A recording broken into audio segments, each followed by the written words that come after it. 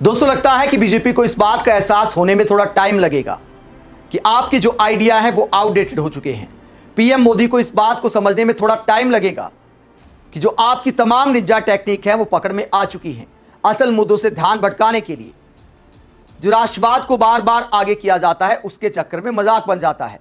यही वजह है कि बीजेपी सांसद बांसुरी शिवराज का राहुल गांधी का मजाक उड़ाने के चक्कर में खुद मजाक बन गया।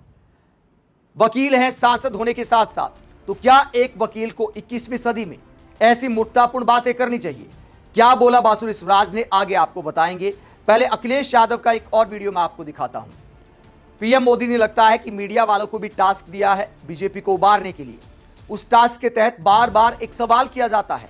क्या सवाल किया जाता है? जो सवाल अखिलेश यादव से भी किया गया, लेकिन अखिलेश यादव ने ऐसी यॉर्कर मारी कि पत्रकार ही क्लीन बोल्ड हो गया। क्या हुआ अखिलेश यादव की प्रेस कॉन्फ्रेंस में? बड़ा मजेदार सीन है, जरा देखिए। अच्छा, कल वंदे मातरम के स्टैंड क्या है सर, ये बता दें। सर, जौनपुर में नेताओं ने चीनी को लेकर सवाल किया कि चीनी का रेट कितना बढ़ गया, उसको सस्पेंड कर दिया गया। कल लखनऊ में कुछ समय पहले महिलाओं के लिए महिला राइडर की व्यवस्था शुरू की गई थी, उसको आप कैसे देखते हैं? और लखनऊ घुमाने के लिए जो बस करी गई थी वो कहाँ है? ये कोई बात हुई? आप तुम सरकार पे भरोसा क्यों करते हो, क्यों यकीन करते हो? आप ये बताओ कि 4 बजे तख्त पे सोते हैं क्या वो? तुम तो हल पर थी, तुम जब हर बात जानते हो तो क्यों सवाल पूछ रहे हो? ठीक है, तो इसीलिए तुम भी प्रखर बन रहे हो, मुखर बन रहे हो। वंदे मातरम पर क्या स्टैंड है सर पार्टी का? वंदे मातरम पर सर क्या स्टैंड है पार्टी का? हम बता चुके हैं, क्लियर कर चुके हैं। हमें तो गाना गाना आता है, तुम्हें नहीं गाना आता है। बताओ, पढ़ दो, गाओ, चलो बताओ, गाओ ना। सुजलाम सुफलाम मलय शीतलाम, इसके बाद तुम बताओ। हद हो गई, बस इसी लायक हो तुम।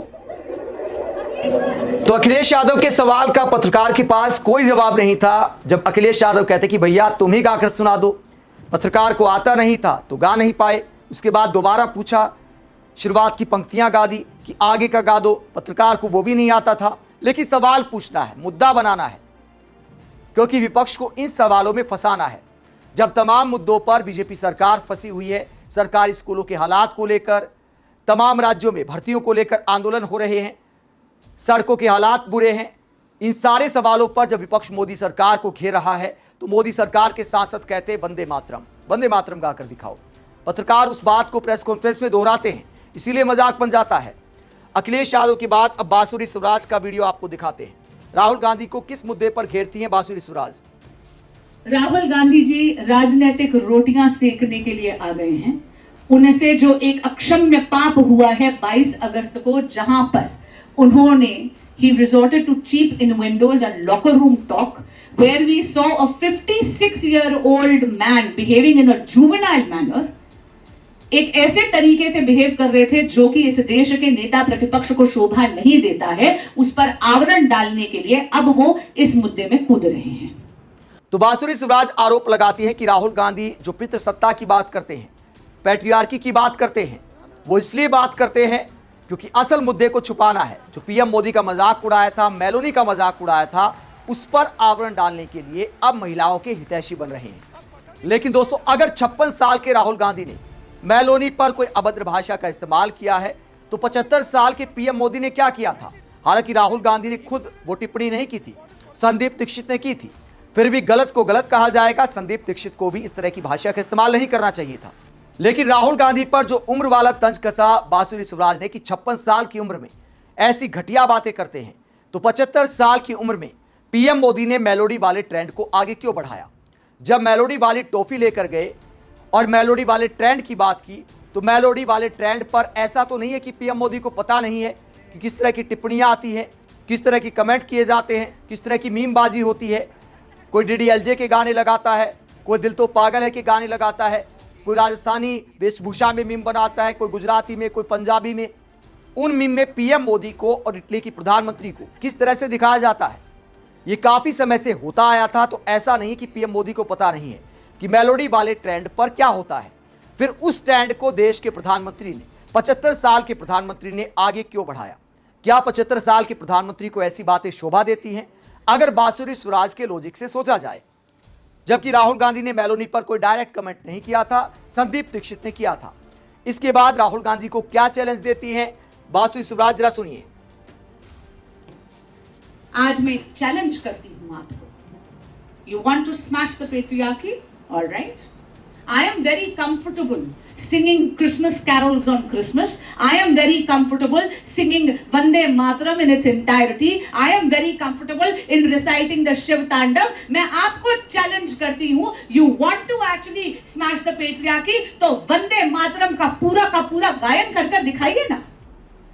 इस देश की संसद एक कानून पारित करती है जहां पर वंदे मातरम को अब वही आदर और सम्मान मिलेगा जो जनगण मन को मिलता है। पूरा का पूरा गायन होगा, लेकिन कांग्रेस की वर्किंग कमेटी एक रेजोल्यूशन पास करती है। राहुल गांधी जी, रेजोल्यूशन क्या था? रेजोल्यूशन ये था कि वो कांग्रेस पार्टी जो मनुस्मृति की माइंडसेट की दुहाई देती है, वो जिहादी माइंडसेट के सामने घुटने टेक रही है और हमारे मादरे वतन के लिए जो एक ऐसा गान है जो हमारी मदर लैंड को देवी के रूप में देखता है, उसके स्टैंडर्ड्स को ब्रूटली कट करेगी। गैर कानूनी बात का आप समर्थन करने के लिए तैयार हो गए हैं तुष्टीकरण की राजनीति के लिए। राहुल गांधी जी, ये है आपकी और कांग्रेस पार्टी की सच्चाई। तो बीजेपी की सांसद बासुरी सुराज राहुल गांधी को चैलेंज देती हैं कि अगर पितृसत्ता को खत्म करना है तो राहुल गांधी वंदे मातरम गाकर दिखाएं। बताइए दोनों बातों का आखिरकार क्या तालमेल है? पितृसत्ता का वंदे मातरम से क्या लेना देना है? और जहां तक वंदे मातरम के चैलेंज की बात है तो उसे लेकर इतिहासकार अशोक कुमार पांडे क्या कहते हैं? बड़ी काम की बात उन्होंने की है। उन्होंने कहा कि चैलेंज मजेदार है, नेता विपक्ष राहुल गांधी और प्रधानमंत्री नरेंद्र मोदी आमने सामने खड़े हों। पहले मोदी जी बिना टीपी पूरा वंदे मातरम गाकर सुनाएं, फिर राहुल गांधी चैनल लाइव दिखाएं, टीआरपी कमाएं। तो अशोक कुमार पांडे एक तरह से पीएम मोदी को भी चैलेंज दे देते हैं कि बिना टीपी के एक बार गाकर दिखा दे, पूरा रट्टा लगाकर भी गाकर दिखा दे, क्योंकि उच्चारण इतना आसान नहीं है वंदे मातरम का। इसीलिए अशोक कुमार पांडे ने यह चैलेंज दिया है और वाकई बीजेपी को इसे कबूल करना चाहिए, क्योंकि पीएम मोदी कुछ शब्दों को लेकर राहुल गांधी का मजाक उड़ाते आए हैं। एक बार मंच पर एक शब्द को लेकर बोला था कि शहजादे इसे पूरा बोलकर दिखा दे। तो अशोक कुमार पांडे जो चैलेंज दे रहे हैं, क्या पीएम मोदी उसे कबूल कर सकते हैं? और राहुल गांधी और पीएम मोदी को इस गड्ढे के दोनों तरफ खड़े होकर मुझे लगता है कि वंदे मातरम गाना चाहिए। हो सकता है वंदे मातरम के गान से सड़कों पर इस तरह के गड्ढे ना हो। कानपुर का इस सीन आप देखिए, ये देखिए, ये आप देख सकते हैं, झरना बन गया है कानपुर की सड़क पर और पब्लिक वीडियो बना रही है। तो गुरुग्राम, दिल्ली, कानपुर, मुंबई, तमाम शहरों में बारिश मोदी की गारंटी का मजाक बना रही है और पब्लिक कहती कि भैया वंदे मातरम पीएम मोदी बिना टीपी के गाकर दिखा दे, अगर इन समस्याओं का निदान हो जाए। आगे पब्लिक कहती है क्या उनके गायन से 5 ट्रिलियन इकोनॉमी हो जाएगी, 2047 का सारा प्लान जो है वो कार्यान्वित हो जाएगा? अगर जवाब हाँ है तो जरूर गाना चाहिए उन्हें। तो पब्लिक सवाल करती है कि वंदे मातरम गाने से, राहुल गांधी के पूरा गाने से क्या सारी समस्याओं का निदान हो जाएगा?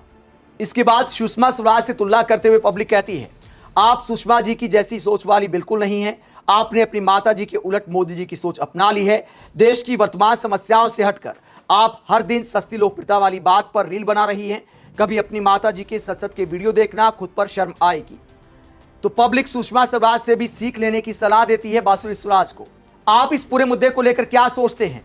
जहां यह प्रचार किया जा रहा है कि कांग्रेस जिहादी मानसिकता के तहत जानबूझकर पूरा वंदे मातरम नहीं गाती तुष्टीकरण की राजनीति के लिए, तो सवाल ये उठता है कि क्या सुभाष चंद्र बोस, सरदार पटेल, इन सारे नेताओं की भी तुष्टीकरण वाली सोच थी? इनका नाम लेकर क्या बीजेपी के सांसद ऐसा बोल सकते हैं? जिस वक्त ये फैसला लिया गया था, जिस वक्त वंदे मातरम के कुछ छंद हटाने का फैसला लिया गया था, यह कहा गया था कि सब धर्म के लोगों को गाना है, अगर राष्ट्रगीत है तो कुछ छंद हटा दिए जाते हैं। वंदे मातरम की जो रचना की गई थी वो शुरुआत में राष्ट्रगीत के लिए नहीं की गई थी। वंदे मातरम लिखा गया था राष्ट्रभक्ति की भावना को जगाने के लिए। उसके बाद लोकप्रिय हुआ तो कांग्रेस सरकार ने ही तो इसे राष्ट्रगीत बनाया। जो राष्ट्रगीत सारे धर्म के लोग बिना हिचक के गा सके, अगर उसे सबके अपनाने के लिए कुछ छंद हटाकर गाया जाता है तो बताइए इस पे किसका अपमान हो जाता है? आप इस पूरे मसले को लेकर क्या सोचते हैं? कमेंट बॉक्स में अपनी राय जरूर दें, साथ ही चैनल को सब्सक्राइब भी करें। नमस्कार।